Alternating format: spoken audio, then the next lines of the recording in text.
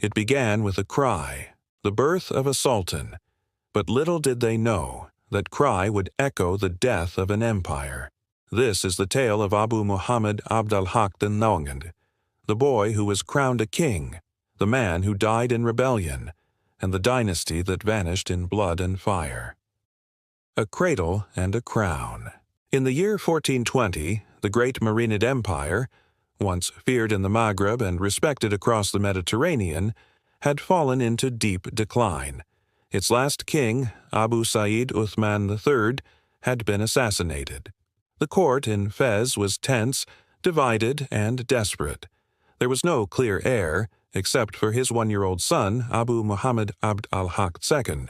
Too young to speak, let alone rule, he was crowned sultan in name only.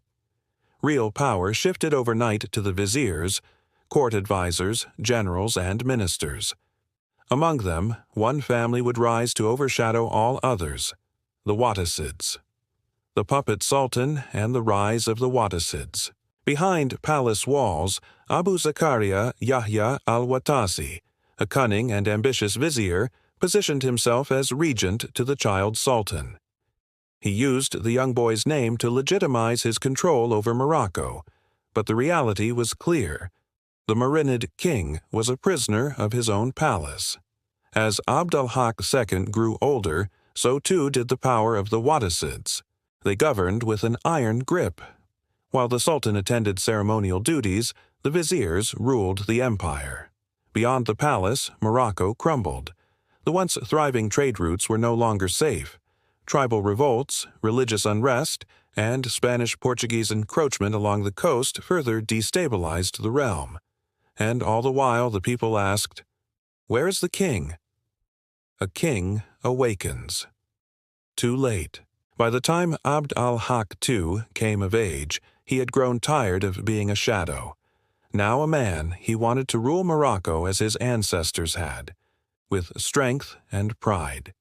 He began to resist the Wattasid grip. Secret councils were held. Loyalists whispered in dark corners of the palace. The young king began plotting his return to power. But power, once taken, is not easily surrendered. The Wattasids, now entrenched in every level of government, saw the Sultan Ayas growing independence as a threat. Tensions rose, but an outright confrontation was delayed. For now.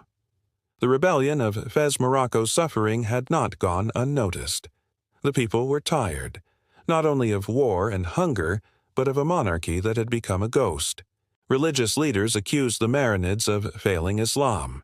Urban elites saw opportunity in revolt, and so in 1465, the long-simmering anger boiled over in a violent uprising in Fez.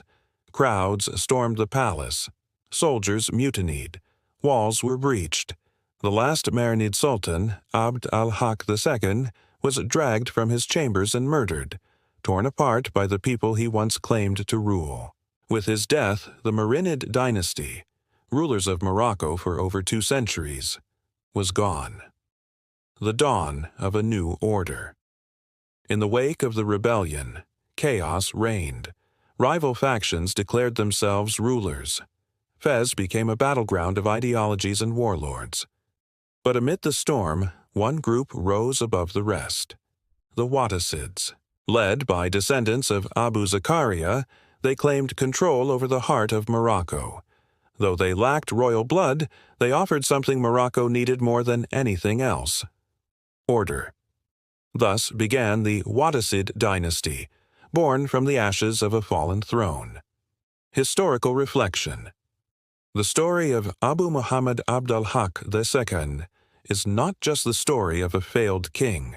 It is the story of a dynasty stretched too thin, of a child burdened with an empire, and of a nation looking for strength in the wrong places. It is a reminder that power without control is an illusion, and that when rulers become symbols, the real players emerge from the shadows. The fall of the Marinids was not the end of Morocco, but it was the end of an era, a time of knights, scholars, grand cities, and long shadows.